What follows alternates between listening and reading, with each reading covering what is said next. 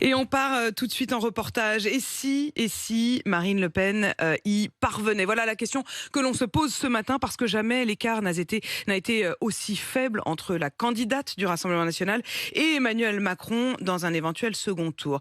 D'après la dernière étude d'opinion de l'Institut Elab, le président sortant l'emporterait toujours, mais avec une très faible marge.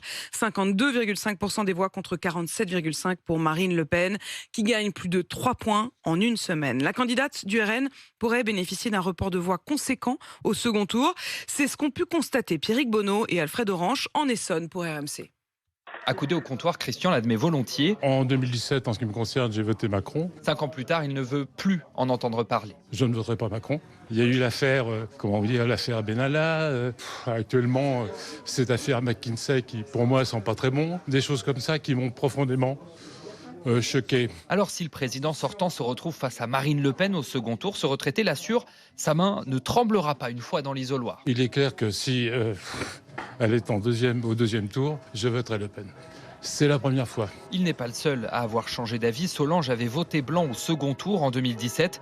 Mais si Emmanuel Macron se qualifie à nouveau... Je voterai tout sauf Macron. Parce que je n'ai pas été du tout d'accord avec sa politique anti-Covid. Vous seriez capable de voter Marine Le Pen au deuxième tour éventuellement ?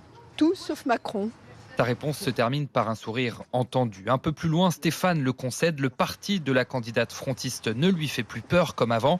Il ne voit donc plus trop l'utilité de lui barrer la route du pouvoir. Le Rassemblement national d'aujourd'hui, c'est pas le FN de son père, très franchement. Donc aujourd'hui, autant à l'époque, effectivement, on pouvait tout à fait imaginer qu'il incarnait une extrême droite qu'on avait le devoir de bloquer. Autant aujourd'hui, Marine Le Pen, est-ce qu'elle est vraiment encore à droite ? Bon, on se pose la question. Cette porosité politique, Francisque Vigouroux, le maire LR d'Igny, soutien de Valérie Pécresse, la remarque de plus en plus lorsqu'il échange avec ses administrés. Et il y a deux discours. Il y a le discours, on a tout essayé.